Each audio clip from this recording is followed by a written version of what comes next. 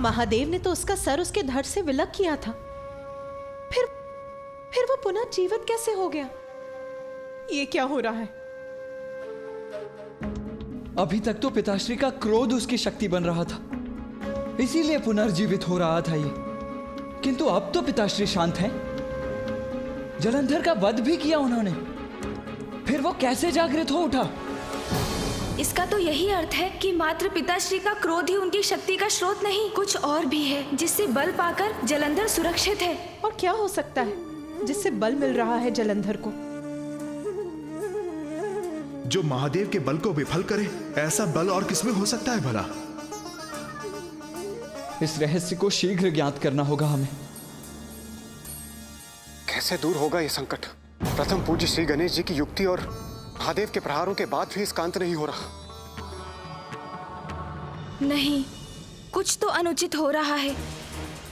ये संभव नहीं, मुझसे ही कुछ भूल हो रही है। कुछ तो है जिस पर ध्यान नहीं गया मेरा, किंतु क्या है वो रहस्य जो मैं भी नहीं देख पा रहा हूँ? कोई तो राह होगी, कोई तो समाधान होगा।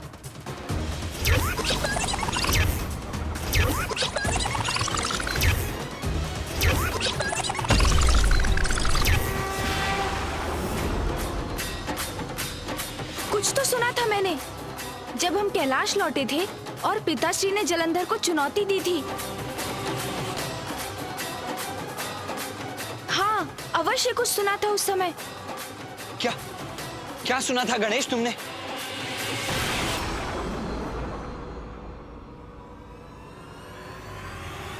आपको कैलाश के निकटों शिव के समक्ष नहीं जाना है, क्योंकि एकमात्र शिव ही है जो आपका वध कर सकते हैं। इसलिए आपको सदैव कैलाश से दूर रहना है बजरंग। आपको कैलाश के निकटों शिव के समक्ष नहीं जाना है। जब तक तुम जीवित हो, मेरा कोई वध नहीं कर सकता। वृंदा वृंदा वृंदा वृंदा, वृंदा, तुम्हारे कहने का अर्थ है जलंधर की पत्नी वृंदा? हाँ मामा जी, जलंधर की पत्नी है वृंदा। उन्होंने उनसे कहा कि जब तक वो उनके साथ है, उनका कोई अहित नहीं हो सकता। ये नाम तो मेरे एक भक्त का है। मामा जी की भक्ति?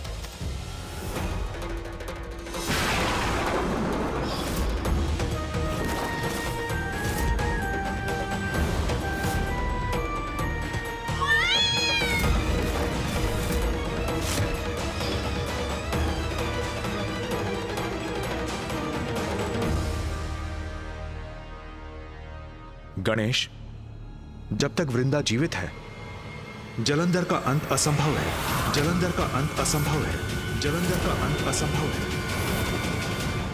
ये तो विचित्र दुविधा उत्पन्न हो गई। वृंदा जी ही जलंधर जी के जीवन का आधार है, किंतु क्यों? ये आपने क्या कहा भ्राता नारायण? जब तक वृंदा जीवित है, जलंधर का अंत नहीं हो सकता। वृंदा के नाम से मुझे उस वरदान का स्मरण हो आया है जो मैंने उसे दिया था। एक समय था जब वृंदा मेरी बहुत बड़ी भक्त थी।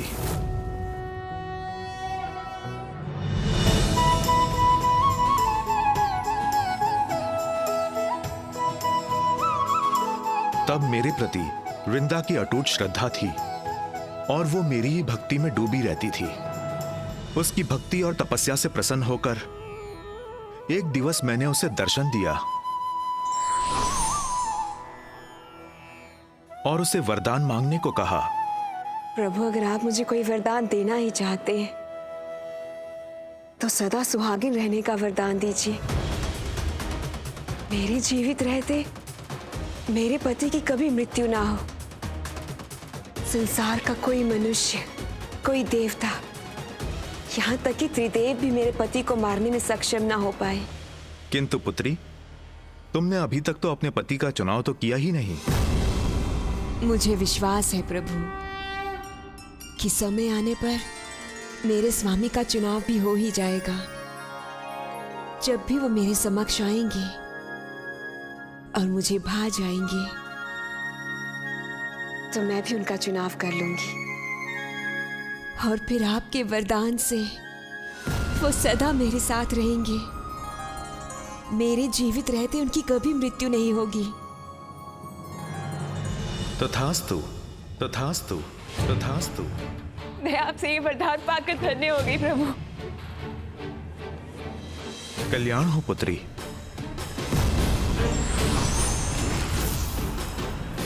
किंतु नियति को कुछ और ही स्वीकार था।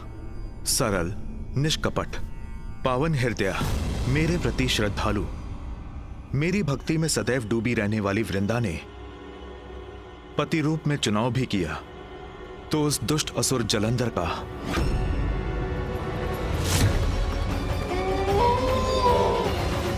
विश्वास ही नहीं होता। जलंधर की पत्नी वृंदा मामा जी की भक्त, कुछ स्पष्ट नहीं हो रहा है। जब तक वृंदा जीवित है जलंधर का अंत असंभव है। असंभव है मेरा अंत। मैंने सुना था तुम त्रिकालदर्शी हो, सब ज्ञात है तुम्हें, किंतु मिथ्या सुना था मैंने, सब मिथ्या है।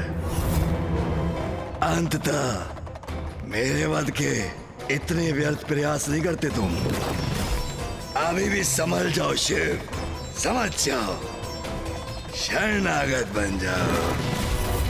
मैं भगवान सर्वश्रेष्ठ जलंधर हूँ, मैं अमर हूँ। तुम कितने मूर्ख हो जलंधर, तुम अभी तक नहीं समझे कपट, कुटिलता और दुष्टता कभी भी अमर नहीं होते। उनका अंत तो होकर ही रहता है। अंत करोगे असंभव को संभव बनाओगे, मिथ्या भगवान। मामा जी, आपकी भक्तिन सरल हृदय वृंदा और उस वृंदा में बहुत भेद है। जिससे हमारी भेंट हुई थी वो तो बहुत अभिमानी थी, विचित्र वस्त्र और आभूषण धारण किए थे उसने। आपकी भक्तिन में इतना बड़ा परिवर्तन कैसे संभव है मामा जी? कदाचित जलंधर की पत्नी कोई और वृंदा है। नहीं गणेश, वृंदा में आए परिवर्तन का कारण जलंधर ही है। वृंदा के साधारण पुजारिन रूप से, उसकी साधारण वेशभूषा से जलंधर उसकी ओर कभी आकर्षित नहीं होता, क्योंकि बुरे और बुराई को सादगी कभी नहीं भाती।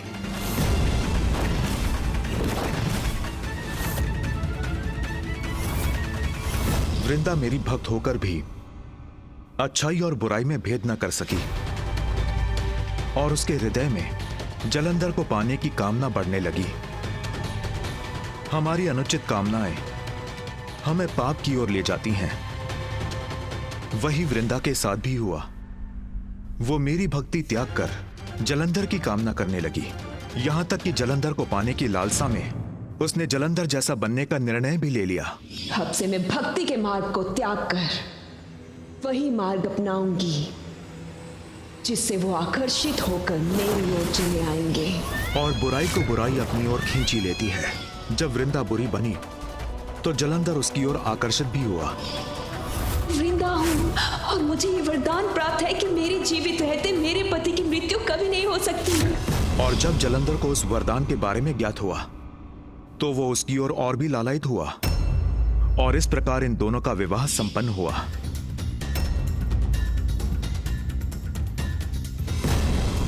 गणेश, जब तक वृंदा जीवित है वो सदा सुहागन रहेगी।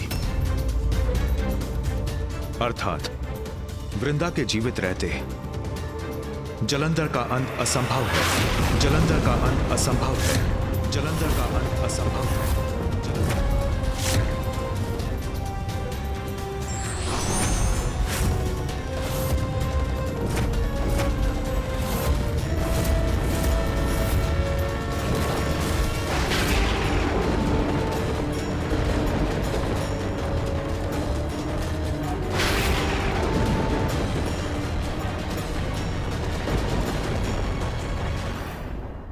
महादेव अपने चंद्रहास का वार कर रहे हैं जो जलंधर का अंत करने में अवश्य सक्षम होगा, और इस अंतराल में गणेश उसके अंत का कोई ना कोई उपाय अवश्य ढूंढ लेगा। अब कुछ करने का समय आ गया है। चंद्रहास में महादेव की विशेष शक्तियां समाहित हैं। ये एक अमोघ अस्त्र है। पुनः प्रयास कर लो। अपना एक खड़क प्रयोग करके देखना चाहते हो तो वो भी देख लो। मुझे कुछ नहीं हो सकता, क्योंकि मैं भगवान सर्वश्रेष्ठ जलंधर हूं।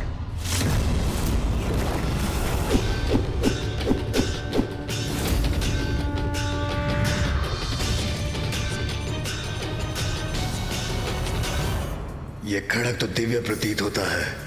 कहीं उस वृद्ध असुर गुरु का कथन सत्य तो ना हो जाए।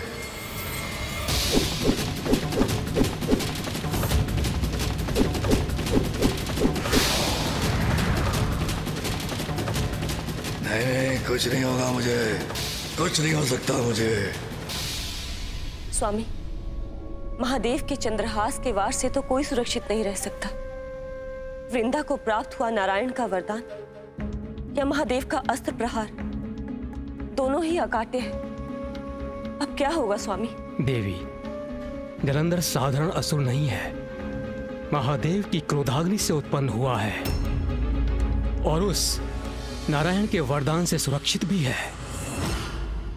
कैसे होगा इसका अंत? इतना बड़ा प्रहार किया शिव ने मेरे बलश्रेष्ठ पर। नहीं, मुझे चिंता नहीं करनी चाहिए। जब तक मैं शेष हूं, मेरे बलश्रेष्ठ को कोई क्षति भी नहीं पहुंचा सकता।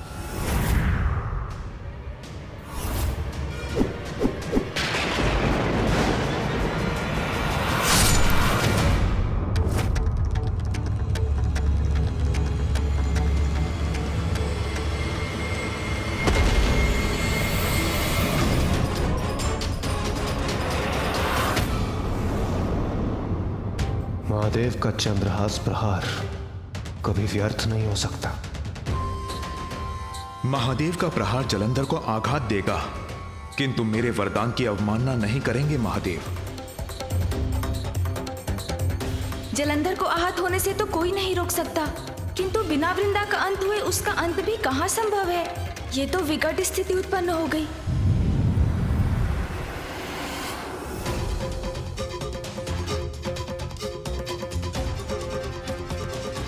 महादेव ने चंद्रहास का प्रहार तो अवश्य किया है, किंतु जलंधर रूपी संकट को लेकर मेरा मन अब भी सशंकित है।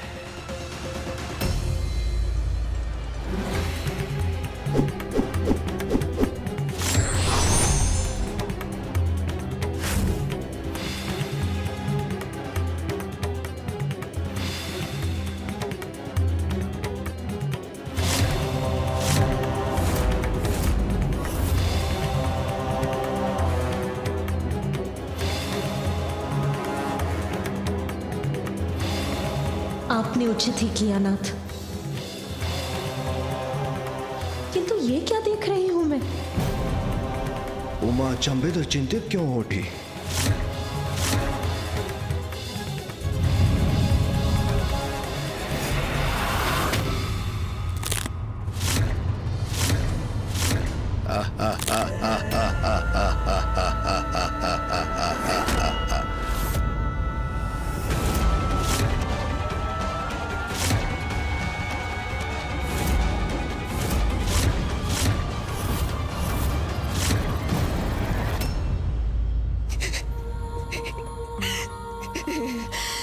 आनंद आ रहा है, मुझे बहुत आनंद आ रहा है। अरे स्वयं को महादेव पुकारते हो और मेरा वध नहीं कर पा रहे, कैसे महादेव हो तुम? बहुत मूर्ख हो जलंधर। दीपक की लौ बुझने से पूर्व एक बार अवश्य फड़फड़ाती है। उसी प्रकार तुम्हारा पुनर्जीवित होना उसी लौ के समान है जो शीघ्र बुझने वाली है। ओह, मेरी शंका उचित ही थी। संकट टलने में अभी समय शेष है। अपने सबसे प्रचंड अस्त्र का प्रयोग किया शिव ने, लेकिन फिर भी मेरे बलश्रेष्ठ जीवित हैं। अब तो प्रमाणित हो चुका कि भगवान है मेरे प्रिय बलश्रेष्ठ, सर्वश्रेष्ठ जलंधर। पर मैं हूं उनकी शक्ति। महादेव का चंद्रहास भी जलंधर का अंत नहीं कर पाए। गणेश जी, अब आप ही इसका हल निकालें। समस्या कितनी भी विकट क्यों ना हो, उसका समाधान अवश्य होता है देवराज। और इस समस्या को मिटाने का उपाय है वृंदा। अब मैं स्वयं उनके पास जाऊंगा, क्योंकि उनकी मुक्ति का समय अब आ गया है, जिसके लिए वो नारायण की भक्ति कर रही थी। किंतु पुत्र गणेश, तुम क्या कहोगे उससे? कैसे समझाओगे उसे? मेरा विश्वास कीजिए मामा जी, जो उचित है वही कहूंगा और वही करूंगा भी। हाँ,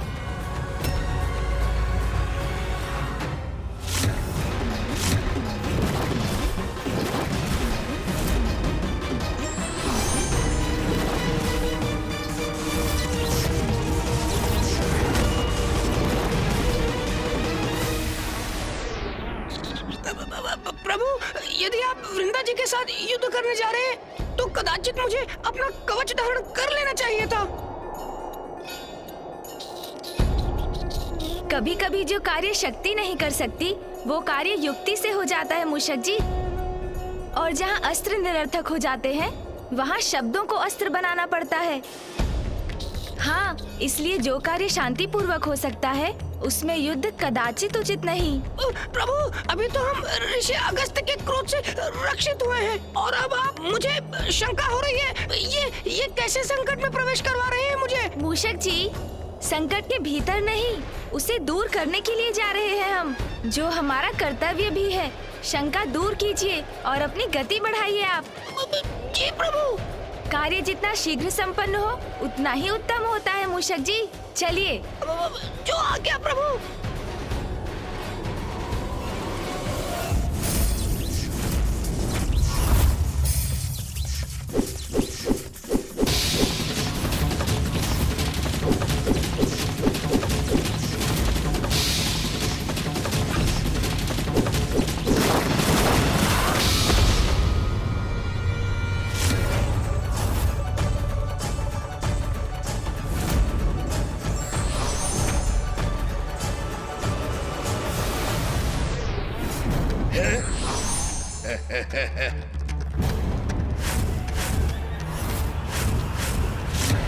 त्रिदेव भी मेरा वध नहीं कर सकते, त्रिदेव भी मेरा वध नहीं कर सकते।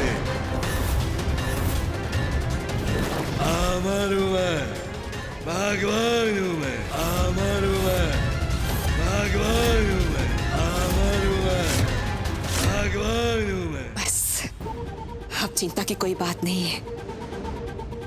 अब ये शिव चाहे कितनी भी बार मेरे बलश्रेष्ठ का वध क्यों ना कर ले, मेरे बलश्रेष्ठ पुनर्जीवित हो उठेंगे। फिर एक समय आएगा जब ये शिव अपनी पराजय स्वीकार करने के लिए विवश हो जाएगा। मुझे मेरे प्रिय बलश्रेष्ठ के लिए उनका प्रिय और स्वादिष्ट भोजन तैयार करना चाहिए। ये कभी भी विजयी होकर लौट सकते हैं।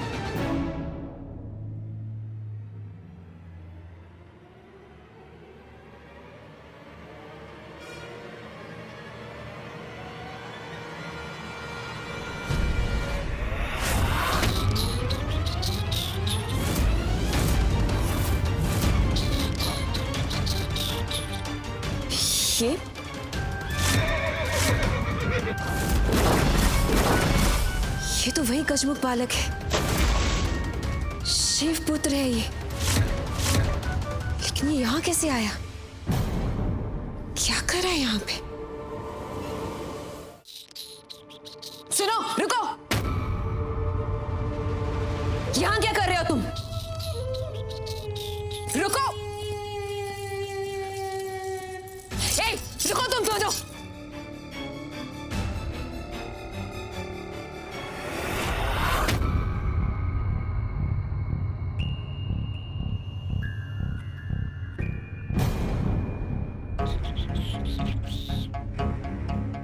यहाँ से ये कैसी ध्वनि आ रही है?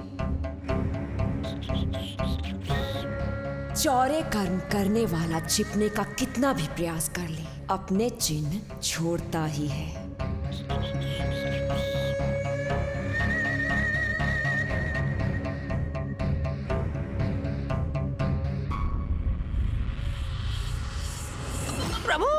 विश्वास है ना आपको? जो लेने आए थे वो मिल गया आपको?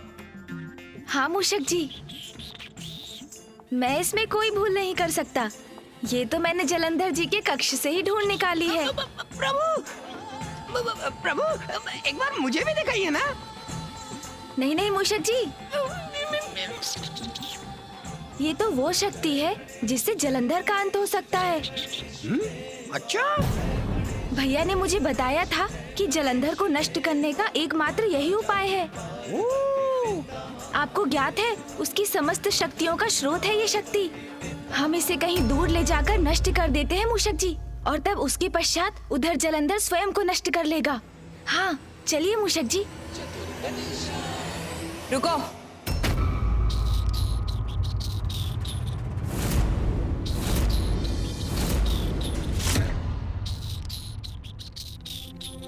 कौन सी शक्ति के बारे में बात कर रहे थे तुम दोनों? क्या लेके जा रहे हो यहाँ से? प्रभु, ये तो उचित नहीं हुआ। इन्होंने तो सब कुछ सुन लिया। अब क्या होगा? शक्ति? कैसी शक्ति? ये आप क्या कह रही हैं? मुझे तो कुछ भी ज्ञात नहीं। मुझे छलने का प्रयास मत करो, मैं सब सुन चुकी हूँ। दिखाओ मुझे वो शक्ति।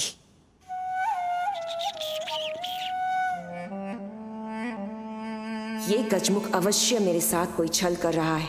ऐसी कोई शक्ति है ही नहीं, क्योंकि मेरे प्रिय बलश्रेष्ठ ने मुझे किसी ऐसी शक्ति के विषय में नहीं बताया। क्या दिखाओगे तुम? ऐसी कोई शक्ति है ही नहीं। इससे पूर्व में भी जब तुम आए थे तो बहुत उपद्रव किया था तुमने, और अब जब तुम्हारे पिता मेरे प्रिय बलश्रेष्ठ से पराजित होने वाले हैं, तो तुम कोई बड़ी समस्या खड़ी करने आए हो यहाँ। उचित है वृंदा जी, यदि आपका यही विश्वास है तो यही सत्य होगा। इसलिए जब मैं आपके और जलंधर जी के लिए कोई संकट नहीं, मेरे हाथों में कोई भी अद्भुत शक्ति नहीं, तब तो आपको मुझे निसंकोच लौटने देने में कोई आपत्ति नहीं होगी। चलिए मूषक जी। अरे ये तो जा रहा है यहाँ से। कदाचित मुझे देख लेना चाहिए कि इसकी मुट्ठी में है क्या।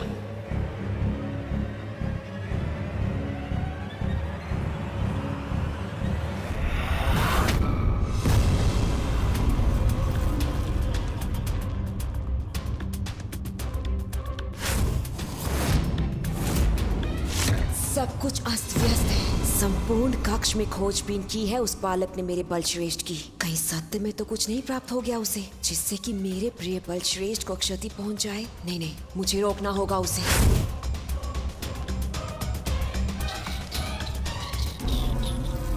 रुको, वो शक्ति मुझे दो। चलिए चलिए मूषक जी, शीघ्रता कीजिए।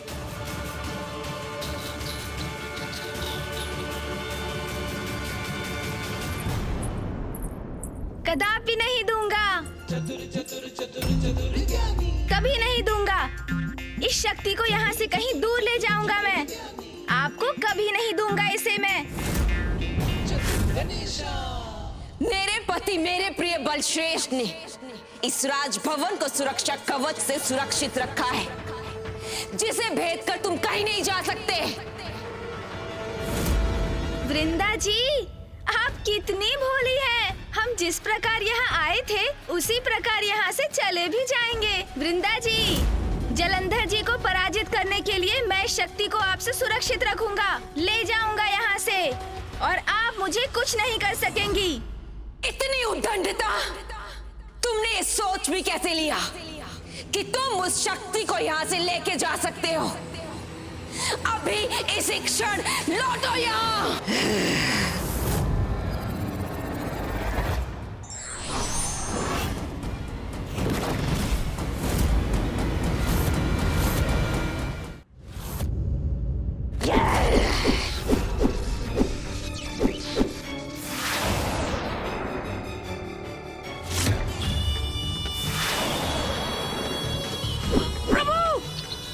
मूषक जी संभालिए।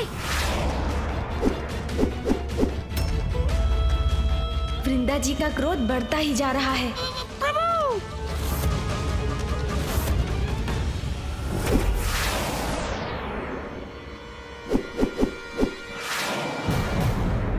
इस बार मैं तुम्हें यहाँ से जाने नहीं दूंगी। प्रभु, हमें यहाँ से शीघ्र निकलना चाहिए। मूषक जी धीरज रखिए, धीरज।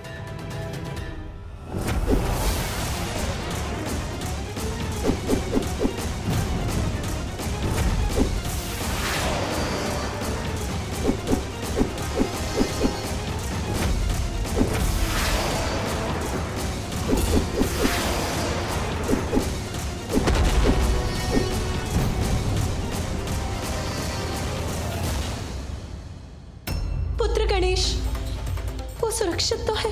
मैं इस प्रकार निष्क्रिय नहीं रह सकता। कदाचित गणेश को मेरी आवश्यकता है। मुझे उसके पास जाना ही होगा। रुको कार्तिकेय। गणेश बुद्धि से श्रेष्ठ है। मुझे विश्वास है वो वहां सुरक्षित होगा। गणेश भली भांति जानता है कि वो क्या कर रहा है।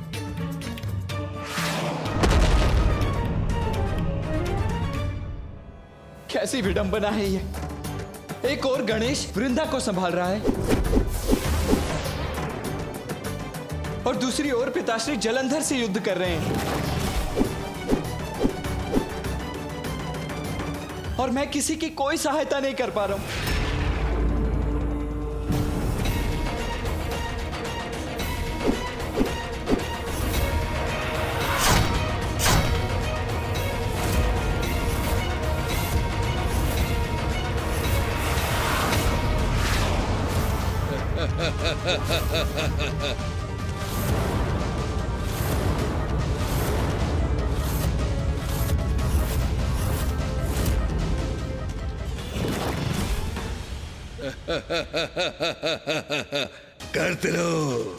करते रहो मुझ पे वार। समय की कमी नहीं है मेरे पास, क्योंकि मैं भगवान सर्वश्रेष्ठ जलंधर हूं।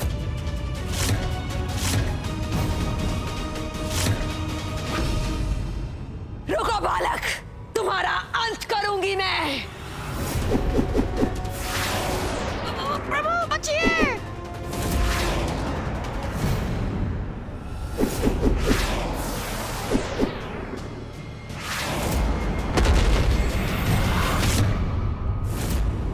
इस बार मैं तुम्हें यहां से जाने नहीं दूंगी।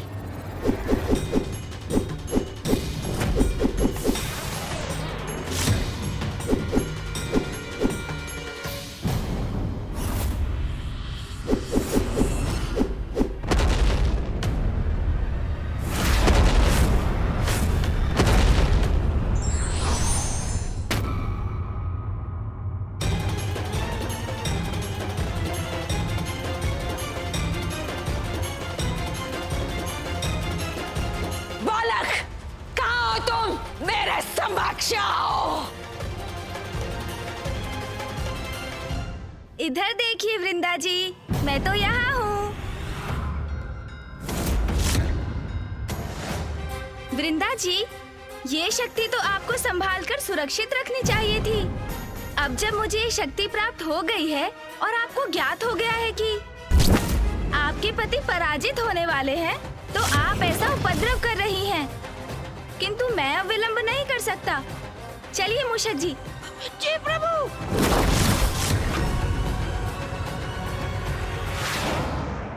तुम कहीं भी चले जाओ गजमुख, किंतु मैं तुमसे वो शक्ति छीन कर ही रहूंगी और फिर तुमको नष्ट कर दूंगी मैं।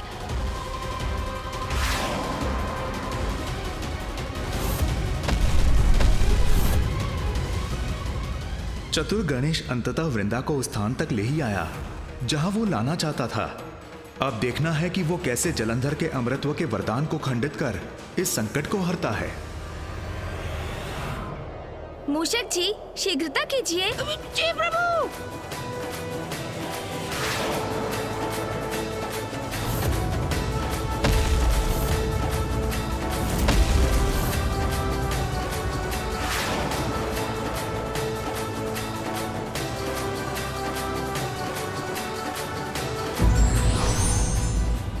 बुद्धि का प्रयोग यदि विवेक और चतुराई के साथ किया जाए तो विपरीत परिस्थिति भी अनुकूल हो जाती है। For more updates, subscribe to our channel, click the show links and enjoy watching the videos.